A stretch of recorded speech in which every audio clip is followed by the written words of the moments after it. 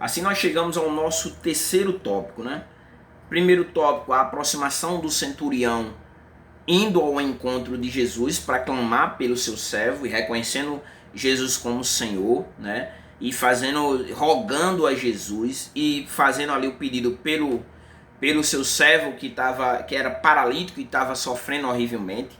O segundo ponto, nós vimos a prontidão de Jesus. Jesus se compadece da situação daquele servo e se coloca de prontidão para ir e ali restaurar a saúde, restaurar a vida daquele homem que se encontrava ali sofrendo. Agora nós vamos ver a fé surpreendente do centurião. E o centurião, você vai ver, eu vou ler aqui o versículo 8 e 9.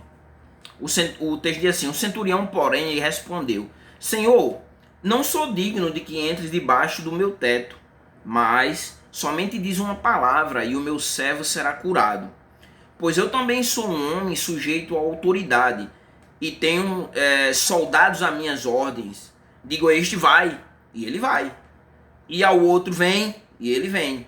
E ao meu servo faz isso, e ele faz, né? Então, esses dois versículos aqui para a gente explorarmos a fé surpreendente daquele homem, né?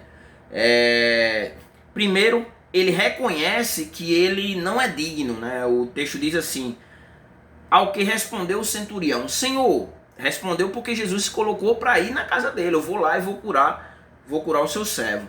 E ele disse: Senhor, não sou digno de receber-te, né? Aqui ele reconhece a sua condição, né?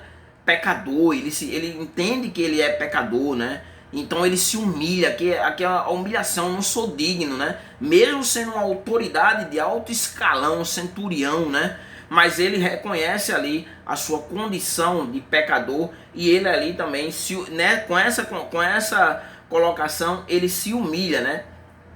E ele diz, né? Eu não sou digno de te receber sobre o meu teto, né?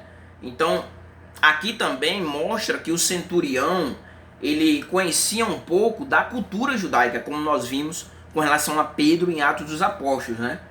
Que ele entendia que ele respeitou ali a cultura judaica, entendendo que Jesus não poderia entrar na casa dele, né? Para que Jesus não se contaminasse, né? E aí ele expressa a fé dele, mas mesmo assim, né? Ele expressa a fé dele, mas mesmo assim eu acredito que não precisa nem o senhor ir. Me dê uma palavra aí, né? O texto diz, mas diz apenas uma palavra, né? Então ele creu que a palavra de Jesus, né? Teria poder absoluto, não precisava nem que Jesus fosse até lá, a casa dele se contaminasse pelo fato dele ser um gentil, né? Aqui mostrando que ele era mais crente do que muitos dos discípulos, né? Inclusive Judas Iscariotes e muitos dos que acompanhavam Jesus, as multidões que acompanhavam Jesus e que em algum momento saíam abandonando quando recebiam uma palavra dura, né? E ele diz, né? Diz apenas uma palavra e o meu servo será curado, né? O que exatamente levou aquele homem até Jesus. Ele queria a cura do seu servo, né? Então, diz uma palavra e o meu servo, ele será curado, né? Eu vou receber o que eu vim buscar, né? Digamos assim. E aí, o versículo 9, nós vamos também expor todo ele vai reconhecer também que ele é alguém que reconheceu que a verdadeira autoridade nas entrelinhas, Jesus era uma autoridade superior a ele, mesmo ele também tendo pessoas, sendo uma autoridade e tendo servos, né? Tendo pessoas subordinadas a ele. Ele diz, porque eu também sou homem debaixo de autoridade. Veja que lá em cima, ele diz, se o Senhor me der uma palavra, eu quero apenas uma palavra, que o meu servo vai ser curado. Então, o Senhor dá a ordem e eu vou cumprir a ordem, porque eu sou o seu servo, né? E aqui ele vai exemplificar exatamente isso, porque eu também sou homem debaixo de autoridade, né? Então ele reconheceu exatamente a corrente de comando, que Jesus era superior a ele, né? Jesus era a autoridade máxima, maior do que ele, né? E ele diz, e tenho soldados a minhas ordens, né? Digo a este vai, e ele vai, e ao outro vem, e ele vem, e ordena ao meu servo, faz isso, e ele o faz, né? Então, eu sou como eles, é como se Jesus, se ele estivesse dizendo, eu sou como eles, o Senhor é a autoridade, me dá a palavra, dá a ordem, né? Dá a diretriz e eu vou e o milagre vai acontecer. Então aqui, né, a fé surpreendente do centurião, nós também podemos trazer uma reflexão teológica, uma reflexão prática para nossas vidas, né? E a aplicação aqui é: a humildade é o caminho para a exaltação, né? Esse homem, né, um centurião, né, um centurião com vários homens subordinados a ele, inclusive servos, um deles estava doente. Ele se coloca de forma humilde ali diante de Jesus, né? E ele vai ser exaltado porque Jesus vai responder à petição desse homem, né?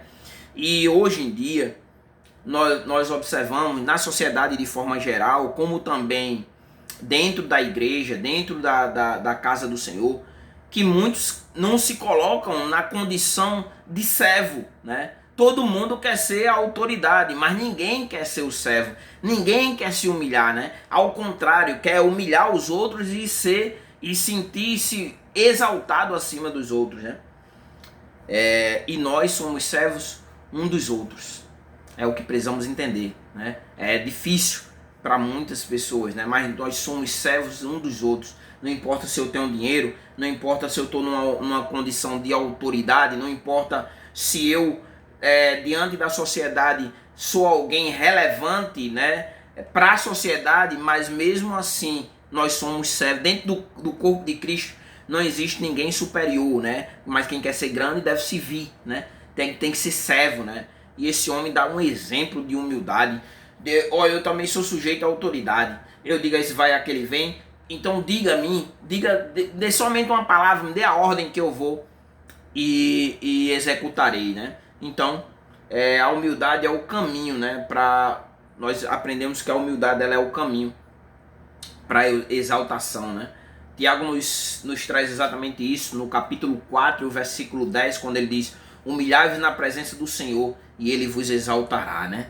E 1 Pedro, capítulo 5, versículo 6 diz assim: sendo assim, humilhai-vos sobre a poderosa mão de Deus, para que ele vos exalte no tempo certo, né? E Mateus, capítulo 23, ainda para fundamentar, 23, versículo 12, diz: portanto, todo aquele que a si mesmo se exalta será humilhado, e todo aquele que a si mesmo se humilha será exaltado. Um exemplo desse aqui do centurião. E aí nós chegamos ao nosso quarto tópico, né? A admiração de Jesus.